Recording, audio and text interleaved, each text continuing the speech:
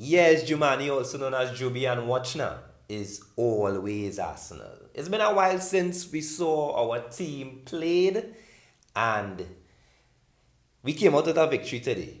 Now, of course, when the lineup came out, I was like, all right, it making sense. Tomiyasu need to be rested because, of course, he's struggling with a little injury, and we have the remaining of the season to play, so that we protect him.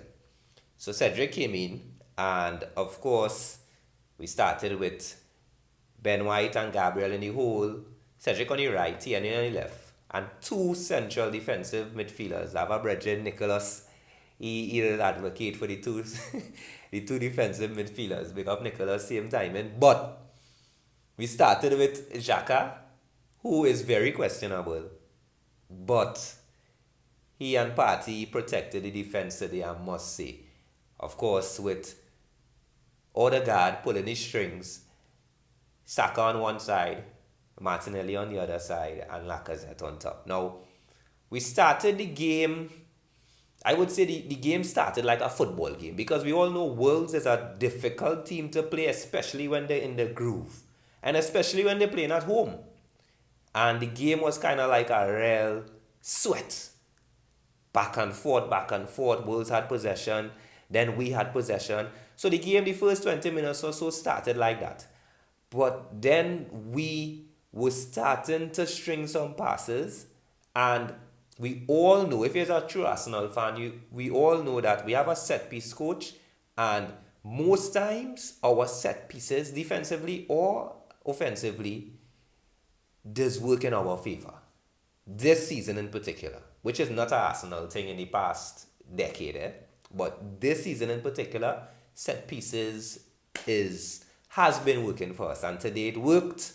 Was a little scrappy, but we had intentions of attacking the ball, and it fell in Gabriel's space, and he just put it in the back of the net. Of course, we were a little scared waiting on the results of the VAR to see what would have happened because you know what is going against Arsenal.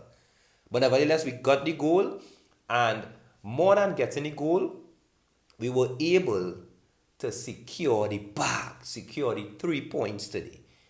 Of course, we all saw what happened to Martinelli. Very weird, a very weird situation, very weird kind of double yellow card booking. But that's for the experts to really elaborate on. But from my perspective, I never saw that before. I never see a player get two yellow in that in that space of time there. It was weird. And of course, Martinelli looked like our most promising attacking player throughout the game. Well, at least throughout the time when he was on the field. Of course, Odegaard was stringing some very lovely passes that is often overlooked.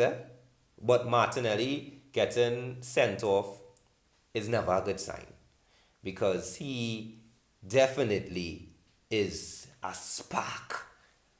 A spark. I must highlight that. And thank God we are not facing Chelsea over the weekend because they are in the FIFA World Cup and so on. So that game, I don't know when that game will be rescheduled because we would have definitely need Martinelli.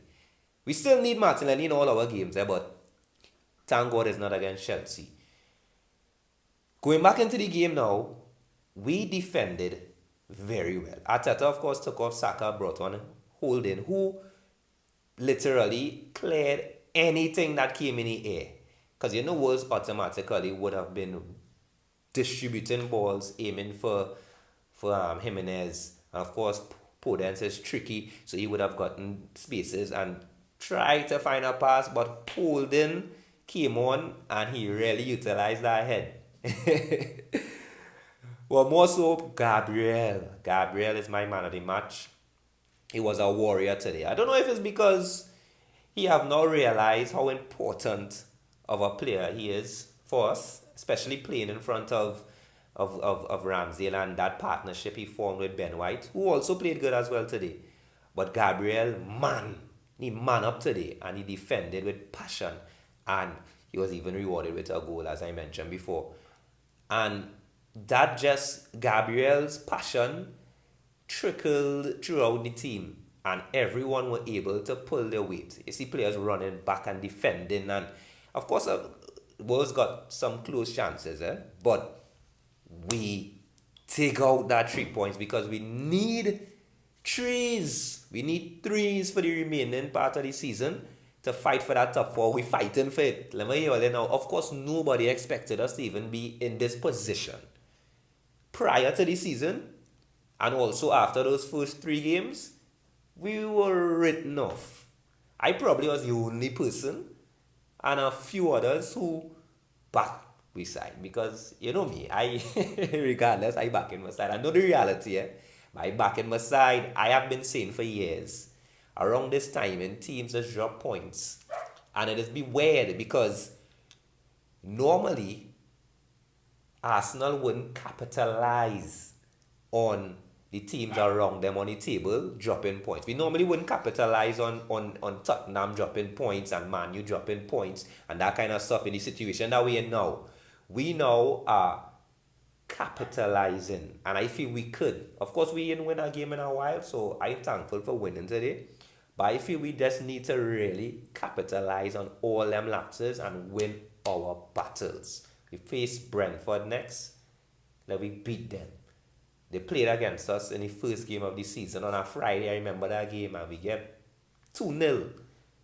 Of course, we didn't have our full strength players, or at least we didn't have the team that we are seeing now in terms of the combination. But we had to deal with Brentford. Then we played Wolves again, deal with them. I don't know when they would fit in the Chelsea fixture. But we start to stack up some points. We looking good on the table, check it out, work on the maths. So I'm proud of the players. I really like how the players responded to Martinelli's red card. I mean, that's about the 4th red card for the season, and about the 5th in about 11 or 12 games. So it's not looking good. Of course, when you look at the red cards and the sending off, it's not malicious, it's not wild man tackle, it's not indiscipline, but it's questionable. We had to work on that. It's not looking good. I think it's about 15 red cards Arsenal have gotten since Arteta took over. And that's in 2019, I think. That ain't looking good for a man who like discipline. On paper, in terms of discipline, it's not looking good. But of course, as I mentioned, the red cards and the sending off are a combination of stupid mistakes, of course, and Xhaka. When you take it, watch now, is always Arsenal.